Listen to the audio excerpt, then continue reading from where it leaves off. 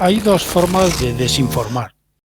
Una forma compleja, profesional, y hay una forma más a lo bruto, que es aportarte tanta información que al final tú llegue un momento que ya no seas capaz de discernir qué es real y qué es falso. Se lanzan realmente al intestino, a tus entrañas, de ahí al corazón y del corazón al cerebro. El cerebro es la última parte. Cuando llega al cerebro ya está formado el relato. Tú ya tienes en qué creer.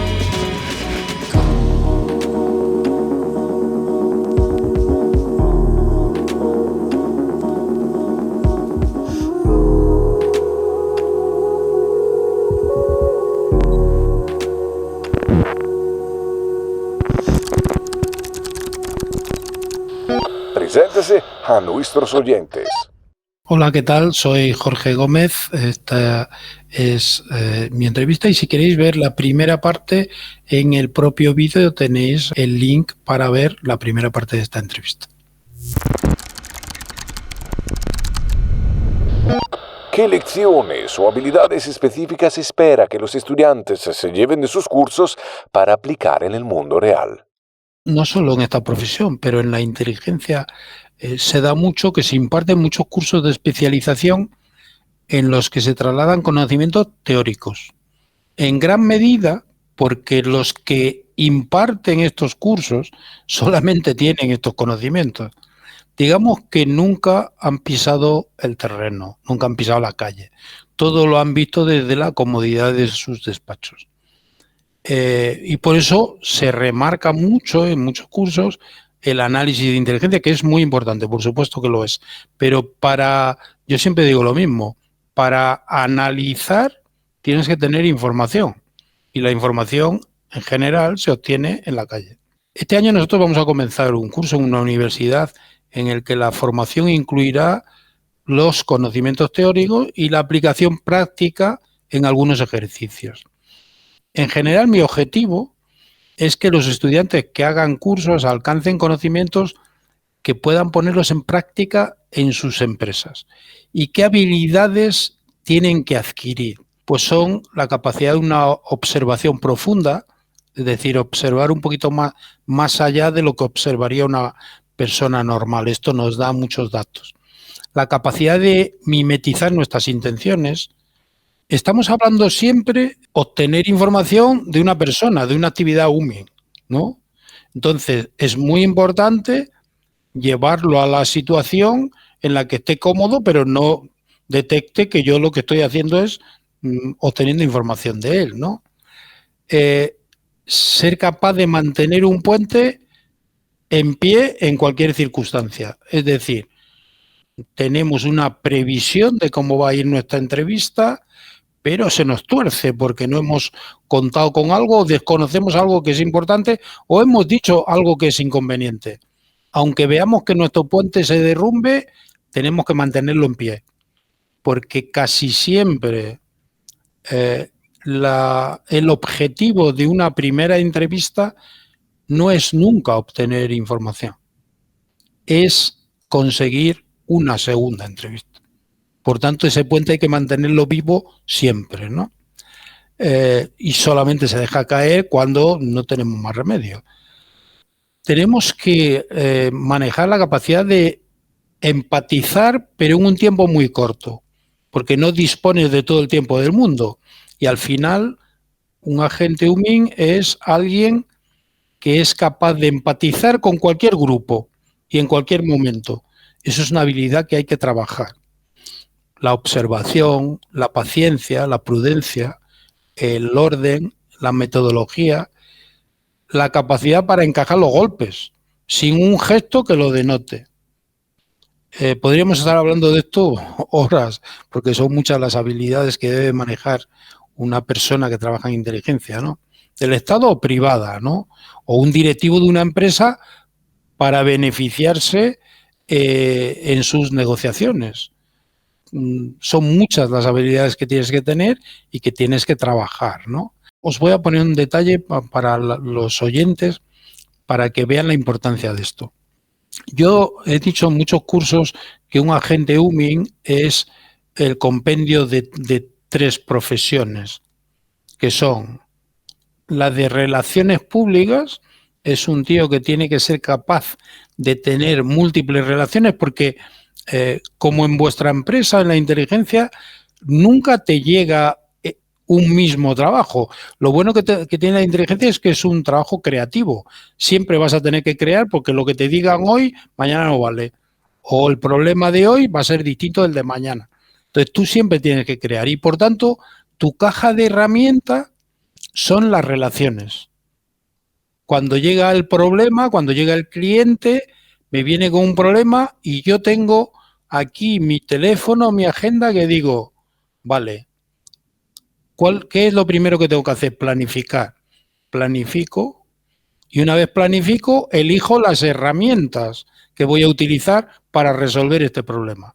Y entonces llamo a aquellas personas que ya son de mi club, que ya son mis amigos, que ya son mi red, ¿vale?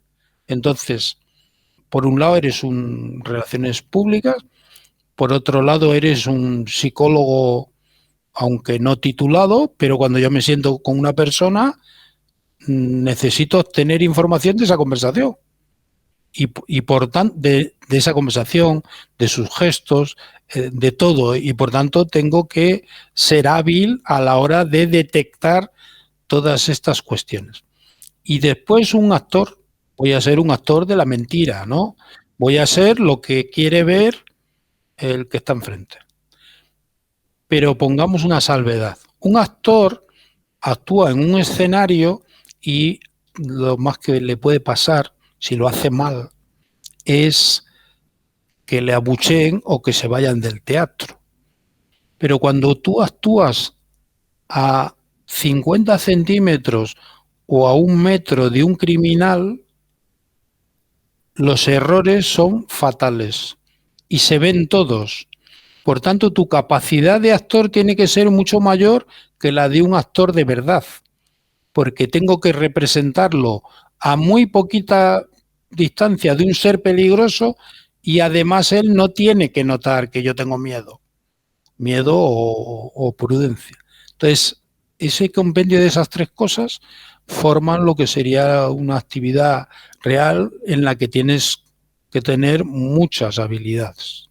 Una persona de la inteligencia tiene que ser una persona que tenga mucha inteligencia emocional, memoria, conciencia de equipo, creatividad, iniciativa, pensamiento crítico.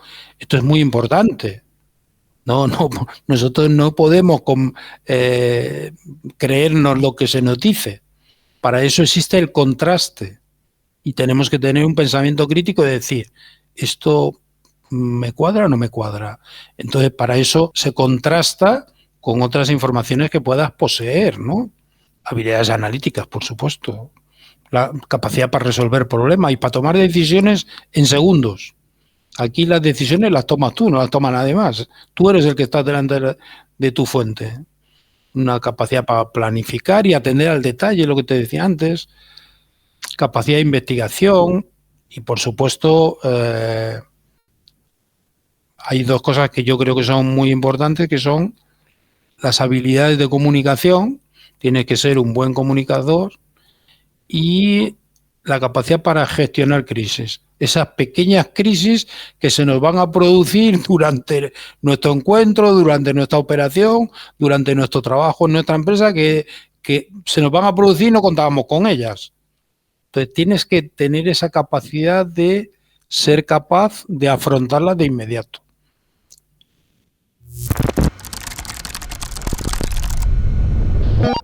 ¿Qué precauciones adicionales suelen tomar los agentes en su vida privada en comparación con las personas normales? Bueno, la contestación es que realmente nunca tiene vida privada. Me refiero a vida privada sin preocupación. Normalmente, si desarrollas trabajos de riesgo, trabajos de calle en un servicio, vives alerta las 24 horas y los 365 días del año. Una norma que seguimos todos es que el riesgo lo asumimos nosotros, pero no puede llegar a nuestro entorno. y por tanto somos especialmente precavidos para que no llegues a mi entorno personal. Normalmente te fijas en tu entorno, estás atento a cualquier cambio, te fijas en los recorridos que realizas, cambias de itinerarios en tus desplazamientos, te sientas en lugares determinados en los restaurantes y cafeterías, te fijas en los locales en cuestiones de seguridad como las ventanas, las puertas de acceso y de salida y muchas más cosas, ¿no? Algo curioso que tarda mucho tiempo en perder es el esquivar las fotografías o ponerte en guardia cuando alguien con una cámara está cerca. En realidad el flash nos suena a nosotros como un tiro igual. Es decir, yo antes escuchaba un flash que a ver qué pasa aquí, ¿no? Entonces, bueno, tomas muchas precauciones, ¿no? Sobre todo para defender tu entorno, para que no pueda llegar a tu entorno, pues tú sabes que al final la gente tiene que entender que los malos en general son muy malos y hacen cosas que nosotros no haríamos nunca. Y para ello la vulnerabilidad de la familia, de tu entorno, descubrirla es esencial porque es un elemento de chantaje o de retorsión primordial para ellos. Por tanto, nosotros nos preocupamos de que eso no llegue a... Esta es una profesión que absorbe todo absolutamente, incluida tu vida personal. Con lo cual, tu vida personal es una faceta más del trabajo. Entonces, tú vives constantemente, esta profesión es muy exigente. Entonces, claro, ¿cómo yo le diría, si fuera, si quisiera decirle algo, diría, mira, cuando terminéis de trabajar, desconectar, iros a su casa, ¿qué es conveniente?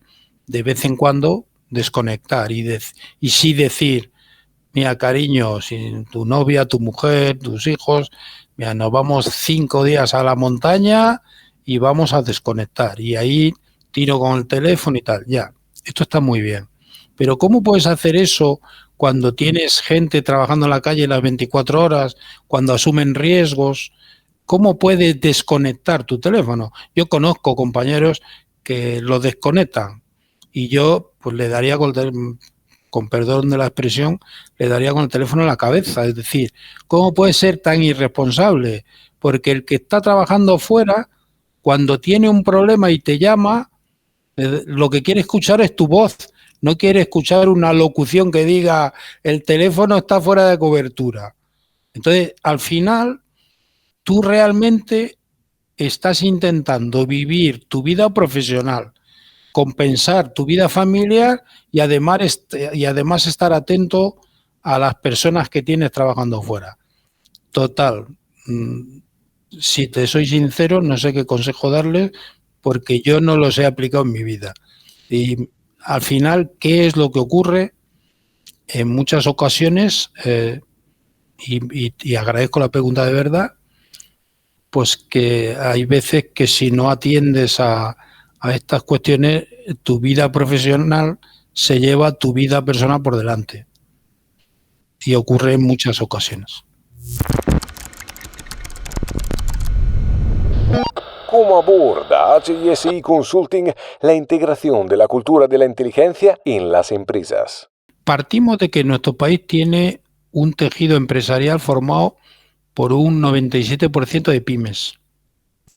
Las pymes tienen dos problemas esenciales en cuanto a la aplicación de metodología de inteligencia en su funcionamiento. El primero es que habitualmente no disponen de la capacidad económica necesaria. Y el segundo, mucho más grave, la ausencia de un proyecto o una estrategia definida. Son muy poquitas las pymes que tienen un proyecto y una estrategia que hayan elaborado. Forman parte de un ensayo-error. Oye, he venido aquí, esto funciona, primo, vente, que aquí se gana dinero. Y detrás no hay estrategia. Entonces, cuando te encuentras con una empresa, una pyme que tiene estrategia, sí podemos empezar a hablar, ¿vale? En el caso de las pymes, vosotros sois una pyme, mi consultora es una pyme. La mayor parte son proyectos unipersonales o familiares en los que se trata de absorber todos los trabajos para economizar o ganar más. Yo me he encontrado muchas veces con la respuesta de pero eso voy yo a hablar con fulano y lo resuelvo.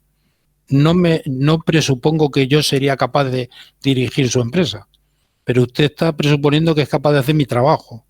Claro, los errores después son lamentables, ¿no? Entonces, en estas circunstancias es muy complejo introducir orden, planificación, prevención, porque muchas empresas consideran la seguridad o la inteligencia un coste además innecesario. Después se echan las manos a la cabeza cuando algo falla, ¿no? En nuestra empresa trabajamos dos cuestiones que son, creemos, muy importantes, ¿no? Que son un error característico de las empresas. Primero, trabajamos la gestión de crisis. Es decir, en España hay una rara idea de que las empresas, cuando tienen una crisis, contratan una agencia de comunicación. Y yo me asombro y digo, ¿pero usted qué va a comunicar? Si para comunicar lo primero que tiene que tener es información. Y cuando se produce una crisis, lo primero que hay es falta de información. Por tanto, yo a usted no lo necesito. Necesito a alguien que me dé información. Trabajamos la prevención, pero trabajamos algo y la trabajamos de dos planos diferentes. La empresa entiende que la ciberseguridad es yo coloco la digitalización, yo coloco herramientas digitales, las protejo con herramientas ciber de protección y ya está. Y se olvida de algo fundamental. Y nosotros trabajamos en algo que se llama engranar corporación y digitalización. Es decir, se olvida del personal. Entonces, de poco vale que usted tenga unos sistemas ciber tremendos si después no tiene normas, no tiene protocolos. Y te estoy hablando de grandes empresas, no de pequeñas empresas. No tiene nada y después decimos, ¿cómo ha podido pasar esto? O cómo este individuo se ha llevado un PEN con información de la empresa. Bueno, primero porque no tienes los sistemas adecuados y después porque no tienes las normas y los protocolos adecuados al funcionamiento de tu empresa. Y yo no estoy hablando de dirigir la empresa, que eso es un problema de los de la empresa. Estoy hablando del control de seguridad. A mí también me resulta incómodo meter la clave en el teléfono, pero es que tenemos que protegernos de gente que va a ir a por lo más preciado de nuestra empresa, que es nuestra información. Si no tenemos al personal adecuadamente sensibilizado y preparado, tenemos un problema serio. Y tarde o temprano se materializará en una incidencia, que puede ser grave o gravísima. Hay algo que yo le digo a los clientes a veces que es tu enemigo potencial son dos. Uno se llama Hacienda y otro la Agencia Nacional de Protección de Datos. Porque es que las multas son tremendas. Entonces, es un ámbito que es el ámbito del futuro, es el ámbito del presente y que hay que trabajar, por supuesto. Básicamente nos dedicamos más a esto y a la resolución de problemas con fuentes de obtención de información con fuentes humanas. ¿Qué ocurre a veces? Viene un cliente que quiero comprar en Oporriño la fábrica no sé qué y se mete a una operación de compra en la que una agencia económica le ha presentado unos datos económicos, pero no conoce absolutamente nada de su presidente, de su trayectoria y se meten a veces en unos fangos terroríficos, ¿no? Pues bueno, en todas estas cuestiones trabajamos.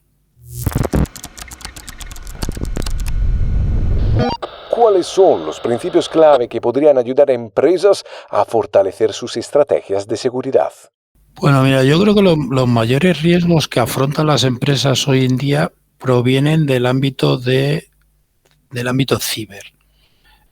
Por tanto, la primera clave sería mantener unos sistemas de protección, tanto ciber como físico, también podemos tener este tipo de agresiones permanentemente actualizados.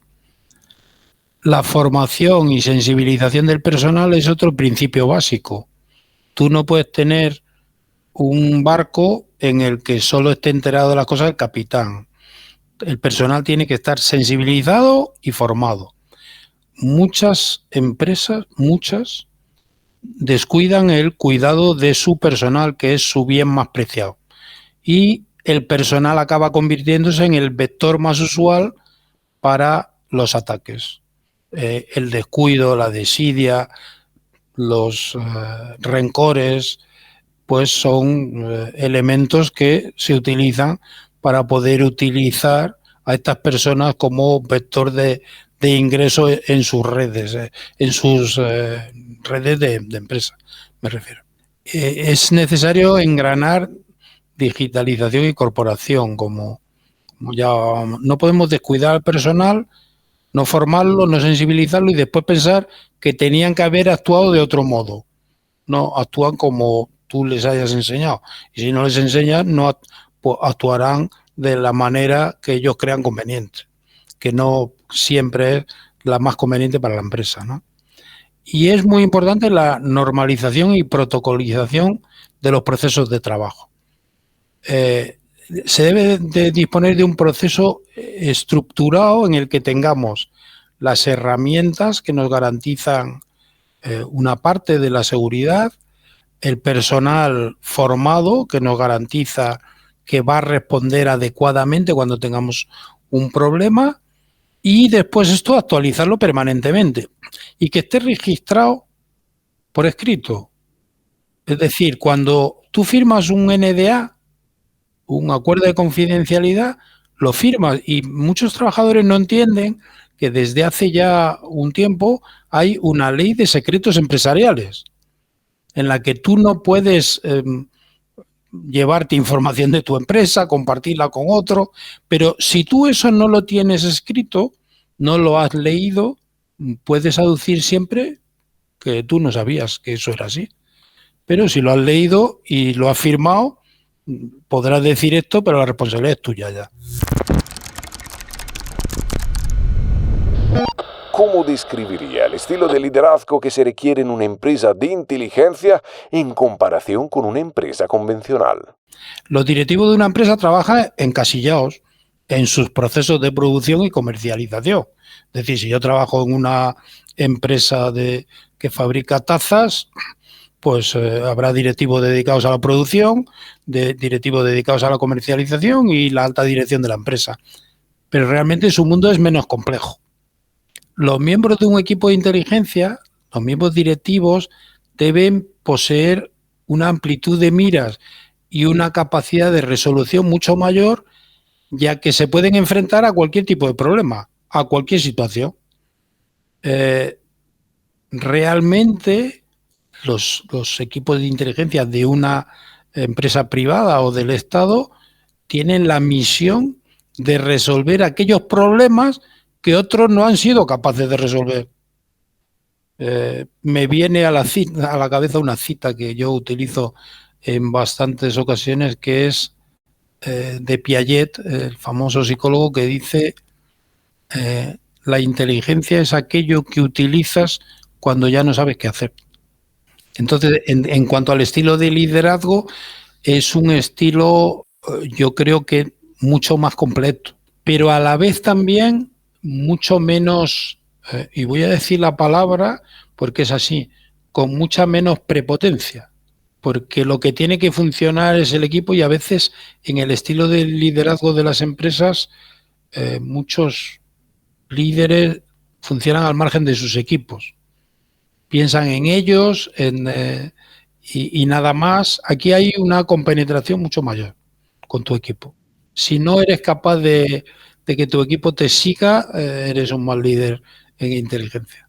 Y en la empresa privada puedes ser un líder aunque tu equipo no te siga. Siempre que el director, el presidente considere que es así, no pasará nada. En España en general no apoyamos el talento, luchamos contra el talento. No es una casualidad que el Quijote, el Lazarillo de Tormes, sean joyas de nuestra literatura. Son joyas de nuestra literatura porque nos representan. Entonces, el talento, aquí es más fácil ser idiota que talentoso. Vas a tener muchas más ayudas si eres idiota que si tienes talento. Entonces, en las empresas, cuando surge el talento, la clase directiva muchas veces lo que hace es hundirlo, porque les significa un riesgo para ellos, porque les pones en evidencia, por lo que sea, pero no se beneficia el talento, ¿no? Yo, en cambio, creo que eso es una forma de actuar muy necia, porque un buen equipo hace a un mal jefe buen jefe. Es decir, si tú te rodeas de los mejores, te harán mejor a ti. Aunque no lo seas, incluso. Pero si te rodeas de... Me voy a rodear de tíos que sepan menos que yo para que no me hagan sombra. No, si no te hará falta. Si, no servirá para nada ni tu equipo ni tú. Pero es algo muy natural que vemos sobre todo en la política. De su blog. La saturación de información es una forma de desinformación. Hay dos formas de desinformar.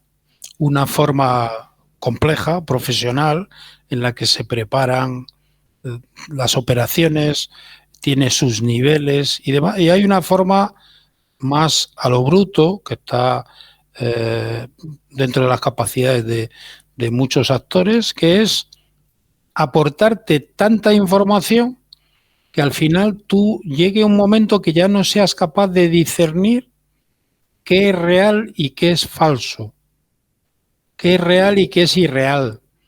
Te anulan tu capacidad de raciocinio. Hay gente que dice que la información, la desinformación, se generan mensajes que se lanzan al corazón y no a la cabeza, para que utilices las sensaciones y no el cerebro, para que no pienses. Pero yo diría que es un proceso, un recorrido un poquito más largo. Se lanzan realmente al intestino, a tus entrañas. De ahí al corazón y del corazón al cerebro. El cerebro es la última parte. Cuando llega al cerebro ya está formado el relato. Tú ya tienes en qué creer. Si esto lo unimos a que las redes sociales, las plataformas de comunicación modernas y los inventos en las tecnologías de la comunicación tienen una llegada masiva e inmediata, y lo unimos a que nuestro cerebro es vago por naturaleza, prefiero no pensar y que me lo des hecho. Y eso es lo que hacen, masticar y hacerse dueño de nuestro cerebro. Entonces tú ya, claro, esto, si además le aplicas una ideología, que ya tienen tendencia unas y otras a irse para un lado o para el otro, preparo el mensaje adecuado, ¿no? Hay si queréis, porque es muy interesante, hay unos vídeos, si lo buscáis en internet, el autor es Yuri Bezmenov, es un desertor ruso, deserta a los Estados Unidos y explica cómo el KGB entendía que se revertía la mentalidad de una sociedad enemiga, principalmente la de los Estados Unidos. Y lo cuenta con tiempos. ¿Cuánto tiempo necesitaban para que los jóvenes cambiaran de idea? ¿Cuánto tiempo necesitaban para...? Es muy interesante, aunque no esté actualizado. Esta entrevista es del año 78. O sea, esto no es moderno. No han cambiado los procedimientos. No han cambiado los objetivos. Han cambiado las herramientas, que te dan mucha más capacidad, pero no, lo otro es de siempre, ¿no? Entonces, la desinformación es el principal mal de la sociedad actual. Y lo vemos en las campañas políticas, en todo. Es decir, tenemos que entender, para intentar defendernos de ello, que el objetivo es que perdamos la capacidad de razonar. En el momento en que perdamos la capacidad de discernir, somos sus rehenes. Ya solo opinaremos lo que ellos quieran. Y eso es, mira, esto es como la guerra de las tarjetas de crédito y demás. Cuando la gente dice, bueno, pues yo estoy en contra, creo que debe de existir el cash y no debería perderse nunca, porque moneda y billete físico y libertad están unidos. Yo con mi billete hago lo que me da la gana, legalmente, por supuesto, pero lo que me da la gana. Y cada vez lo que me da la gana se acorta más. Entonces, hay veces que bueno, pues para que esto nosotros lo asumamos como normal, primero tienen que desinformarnos. No informarnos. Desinformarnos para llevarnos al terreno que ellos quieren. Para llevarnos a que todos digamos, pues es mejor que desaparezca el dinero físico. O es mejor tener un coche eléctrico. Mira, ahora que estoy en el proceso de cambiar un coche, me decían, piense usted en uno eléctrico. Digo, no se esfuerce, no pienso. Porque estoy en contra de todo lo que dice. Digo, pero sobre todo en contra de una cosa, que es que yo cuando me voy a casa, a Galicia, a visitar a mi madre, a Redondela, tardo 6 horas. Y con su coche eléctrico voy a tardar 9, porque voy a tener que parar 2 veces a cargar. Pero 2 veces 1 hora y media. Entonces yo no hago viajes así. Entonces no me interesa su coche, no me interesa nada. Además más caro, o sea, no me interesa absolutamente nada. Pero hay una campaña de desinformación, no información. El que quiera decir la verdad lo van a ahogar con mensajes en contra. Tú tienes la capacidad de dirigirte a 5.000 personas, a 10.000. Yo en Twitter tengo 35.000 seguidores. Pero claro, hay otros que tienen 500.000 y se venden a las marcas. Y por tanto, lo que yo diga a 35.000, él se lo dice a 500.000. Entonces, las grandes marcas esto lo entienden. Solo, fíjate, el estar completamente conectados, que nosotros lo identificamos con la libertad, no es cierto. El estar permanentemente conectados lo único que beneficia es a las grandes compañías, que van a obtener dos cosas fundamentales. Información sobre nosotros y sobre nuestros pensamientos, sentimientos, gustos. Esto es negocio. Los sentimientos, pensamientos, gustos, negocio. Nuestra ideología, esto es política. Ya se lo venderán a los políticos para que nos ofrezcan justo lo que queremos escuchar, ¿no? Después se demuestra que es mentira, pero ya cuando se demuestra ya está hecho. ¿Qué más da? Hemos confundido un principio fundamental, que es la diferencia entre opinión y razón. Es decir, opinión tenemos todos y eso se llama libertad de expresión, que todo el mundo opine. Otra cosa es que tu opinión tenga valor. ¿Tú puedes opinar de muchos temas? Claro. ¿Tiene valor? Pues si no tienes conocimiento no tiene valor ninguno, es una opinión más. Pero es que el mundo hoy está lleno de opinólogos, que opinan de todo. Hoy saben de fútbol, sobre todo los medios.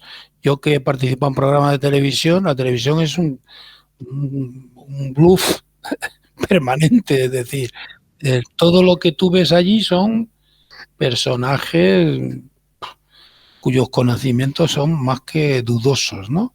Pero están allí como tú y transmiten lo que transmiten. Entonces, al final son tantos los inputs que tú recibes y que no puedes discernir si son verdaderos o falsos, que acabas por no saber realmente dónde está la realidad, que es el objetivo de todo este tipo de campañas. Yo, si quieres, un día hablamos, pues yo soy máster oficial en seguridad, defensa y liderazgo, y precisamente hice mi trabajo de fin de máster es sobre la desinformación, sobre cómo está la desinformación rusa, cómo está estructurada la desinformación, quién participa. Mira, alguien decía un día, acabaremos con un chip. Bueno, no lo sé, probablemente. Ahora mismo, en esta etapa, no hace falta porque el chip lo llevamos en el bolsillo. Se llama teléfono móvil. Pero ellos van a buscar que la conexión contigo sea a las 24 horas. Hay una frase que dijo Zuckerberg, que dice que el verdadero problema que ellos tenían que con plataformas como Netflix o estas plataformas es que la gente dormía. Y es muy real, es la respuesta. Ellos desean estar contigo conectados hasta cuando duermas, porque en eso se basa el negocio permanente, ¿no? Y no nos damos cuenta de que nos llevan hacia eso. Y todos son experimentos.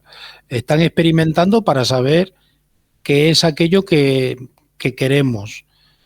Y muchas veces ya, como tú decías antes, van a decidir por ti qué es aquello que te gusta. En mi generación, ser idiota era una vergüenza. En esta generación, hacer el idiota es una profesión. Entonces, yo cuando era tonto no quería que lo supiera nadie. El que suspendía 7 en el colegio, bueno, 7, el que suspendía 2 era un inútil. Hoy suspendes 4 y no eres un burro. Y voy a hacer una imbecilidad y en vez de que la hago con mis 3 amigos, que no se entere nadie más, la hago para que se enteren 3 millones de personas, que soy idiota. O sea, el mundo nos ha llevado a esto. Entonces, ¿por qué? Porque han entendido que la mayor parte de la sociedad solo puede hacer el idiota. Por tanto, le han dado una salida como negocio. La mayor parte de la población no puede dar una clase ni hablar de historia. Entonces, ¿qué puedes hacer? Venga, voy a enseñar el cuerpo, voy a hacer el imbécil. ¿Eso lo puedes hacer? Pues venga, vamos a generar un canal para que hagas eso. Y tiene un éxito tremendo, ¿no?